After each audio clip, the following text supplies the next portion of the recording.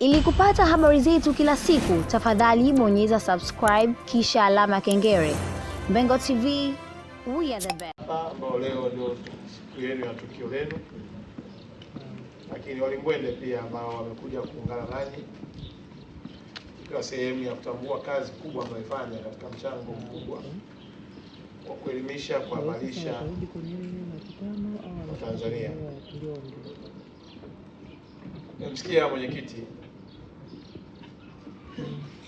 kasema, lakini akiwa anawakilisha namna yanavyofikiri na namna wanavyokumbana na changamoto, na wameonyesha kwa vitendo kwamba kazi wanaiweza na wanaitaka.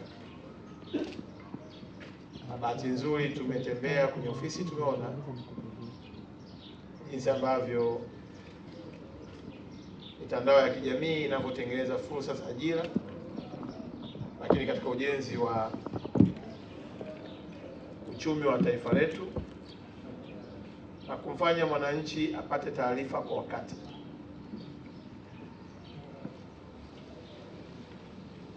Naendelea kuwapongeza kwa sababu hii ni kanda ya pili ambayo nimeshuhudia ikiwa na ofisi, ukiacha Dar es Salaam pale Sinza, hapa pia makao makuu ya nchi yetu, mmeona jambo la busara kuja kufungua ofisi. Shughuli nyingi za kiserikali sasa zinafanyika Dodoma, na kama unafahamu ya kwamba tunaendelea na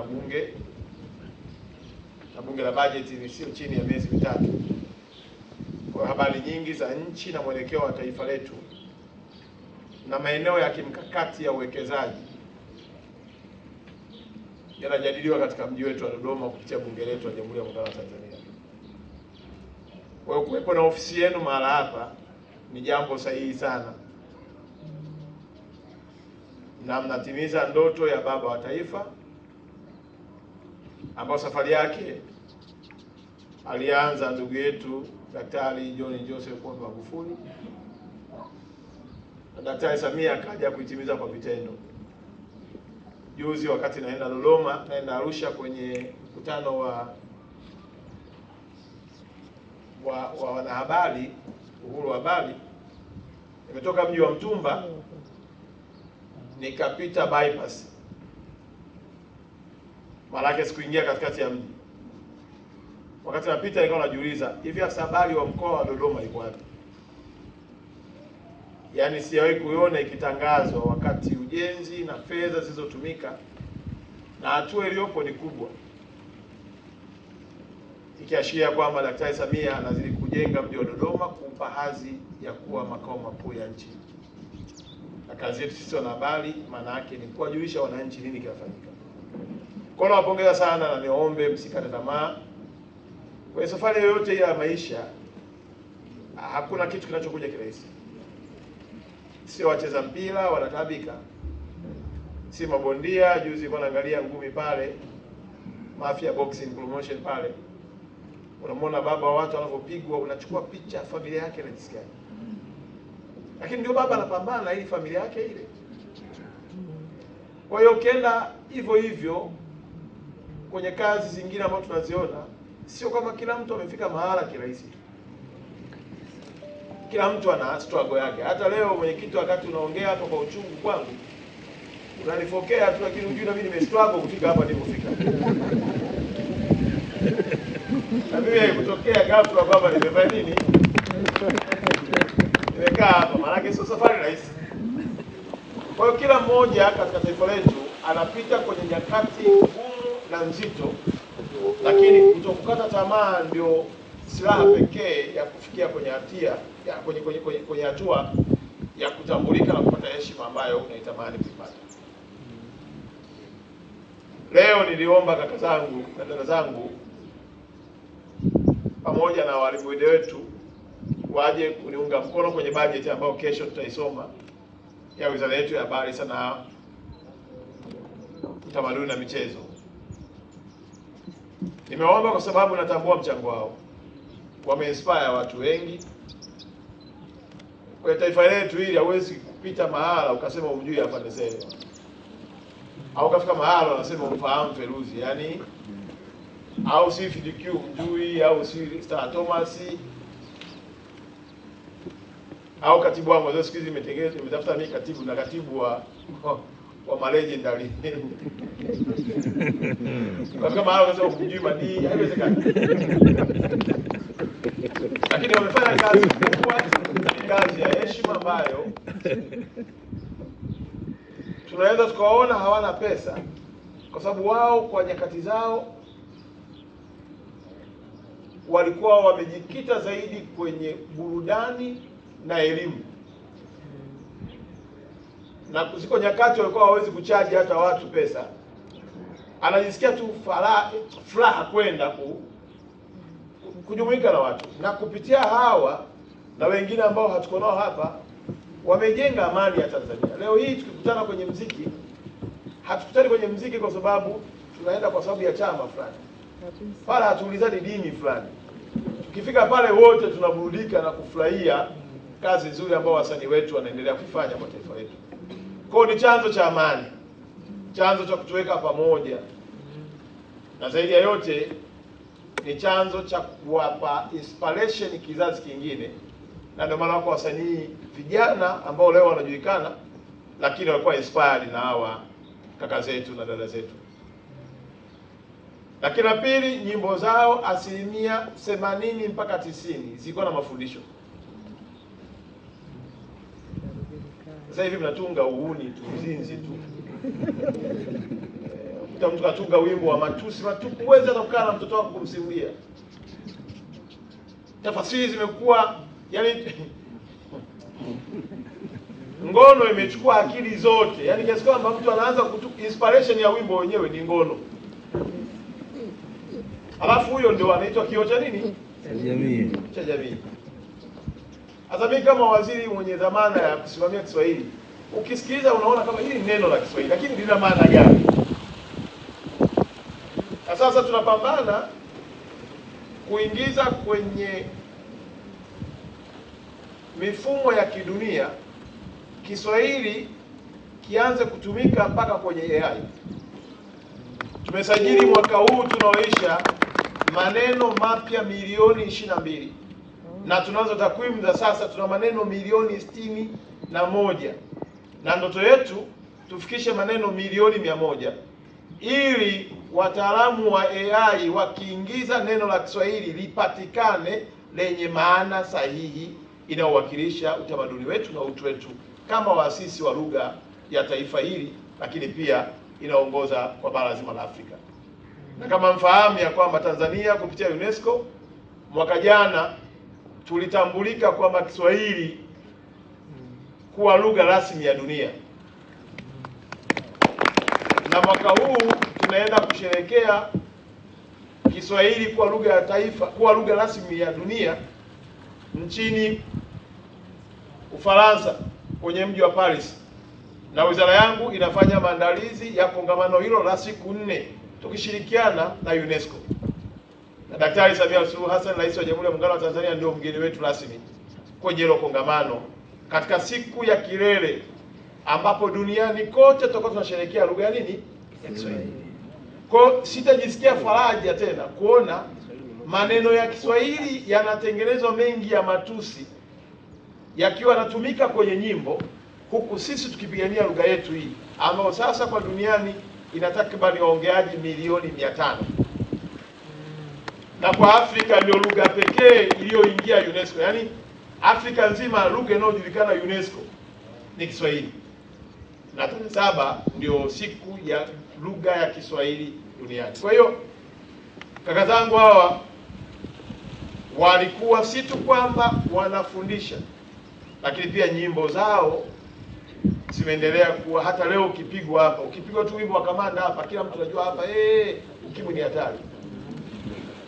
Nitafutie wimbo mwingine sasa kwa wasanii wa sasa unaowaambia watu ukimwi nini ni hatari. Lakini sana nyimbo zinashawishi ngono. Alafu huku tunasema tunataka tupambane kupunguza maambukizi ya ukimwi. Unapunguzaje wakati kuanzia asubuhi mpaka usiku, na asubuhi unapiga nyimbo za ngono?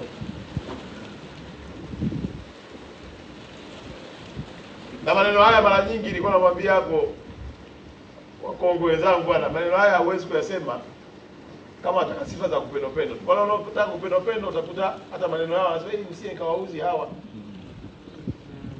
Mimi acha niwauzi ili mbadilike, tuliponye taifa letu. Juzi tumezindua mkakati wa mapambano ya mmomonyoko wa maadili. Maana yake lazima sasa kwenye wizara yetu, kuanzia watu wa mitandao ya kijamii, wanahabari, wasanii, wachoraji, wacheza mpira, watu wa utamaduni, tuwe sisi wenyewe ndio tunabeba taswira ya mapambano haya ya mmomonyoko wa maadili. Isije kama sisi ndani ya wizara yetu sisi ndio tunaongoza kuharibu maadili ya taifa letu. Sisi ndio kioo cha taifa letu, kuhakikisha kwamba watoto wetu na watoto wa watoto wetu wanakuja kukuta taifa lenye maadili mema na lenye ustawi, usawa na amani kiwepo. Kwa hiyo niwaombe sana na mtandao, kwenye mapambano haya msirudi nyuma. Na sitajisikia furaha kuona mwanamtandao ambaye yuko chini ya Jumikita eti analetwa tena kwenye ithibati, au yule ameitwa TCRA kwa kuvunja maadili. Wewe ndio balozi, usikubali uitwe na vyombo hivi kwa ajili ya kwenda kulaumiwa ya kwamba chombo chako kimetumika kuposti maudhui ambayo sio mazuri. Najua watu wa mitandao mnapenda sana kuwaposti watu, hasa wenye tabia, naomba uchukue neno hili underline, wenye tabia za ushoga. Kuna shoga na mwenye tabia za ushoga. Inawezekana sio shoga lakini ana tabia za nini? Wana mitandao, naombeni kwa unyenyekevu mkubwa, hakikisha mtandao wako haumbebi mtu ambaye anaenda kuharibu jamii ya watoto wetu. Unaweza kuona tu anakupa content, anakupa follower, lakini fahamu ya kwamba anatuharibia kizazi cha taifa letu. Fahamu ya kwamba anaenda kinyume na miiko ya nchi yetu. Fahamu ya kwamba anaenda kinyume na misingi ya imani zetu. Hebu mnyime spotlight. Unamkuta mwanaume amevaa pale kitaiti, anabinuka, anafungua gari yake, na wewe unamrekodi huku nyuma ya makalio, unaona la. Ndio jambo sio jema. Basi kama wewe unataka watoto wako wafate huo mkondo, chukua basi kawaonyeshe wanao. Lakini usitumie hiyo fursa kuiweka kwenye mitandao ili inafika hatua mtu anaperuzi kwenye simu yake anakutana na vitu ambavyo mwisho wa siku unamtengenezea hata ugomvi na familia yake. Kwa maana wewe unafuatilia haya mambo. Kwa hiyo wana mtandao, naombe sana. Hilo ni ombi, si lazimishi, lakini naomba mnisaidie kuhakikisha kwenye vita hii, sisi hatukataa hii faragha ya mtu. Sisi kama serikali hatuwezi kuingia kwenye nyumba ya mtu tukaangalia anafanya nini. Lakini unapoweka kwenye mtandao, maana unataka watu wote waone. Unataka kuwa agent wa shetani ili tufanye nini? Sisi tunataka tuende mbinguni. Kwa kila mwenye mtandao, na wewe ndugu yangu Shabani, hakikisha Jumikita yako ina kamati ya nidhamu ya kuonyana nini kwa nini. Yaani msisubiri serikali ije. Mkichukuliana hatua nyinyi kwa nyinyi, mtatusaidia sisi kutokuonekana tunaminya. Kwa sababu siku hizi ukimwambia mtu ana unafanya vibaya, unaminya uhuru wa habari. Yaani uhuru wa habari ndio huo. Sio swala la uhuru wa habari, ni swala la uhai wa taifa letu. Sababu information ndio soft power. Habari ndio soft power. Yaani kama kuna nguvu duniani ni habari. Kwa hiyo nikuombe sana mwenyekiti wa taifa wa Jumikita pamoja na timu yako nzima, ikiwepo na hapa makao makuu Dodoma, muhakikisha kwamba mnao mfumo wa kufuatiliana na kuwajibishana nyinyi kwa nyinyi, ili si serikali tuwe ni watazamaji na watu tu wasapoti muende mbele huku mkilinda maadili ya taifa letu. Jambo la pili ambalo ninalo mimi mwenyewe, bahati nzuri nyinyi wote yaani kuna mtu unajua sababu yule muongo. Unajua kwa sababu Shabani hapo akasema unajua wakati mwingine kwa kama sasa hivi nyinyi mmeanza tabia kamoja. mnachukua habari mbaya mnazipeka hewani ili mpigiwe simu kuambia shusha hiyo, alafu nasema hela bando mkuu.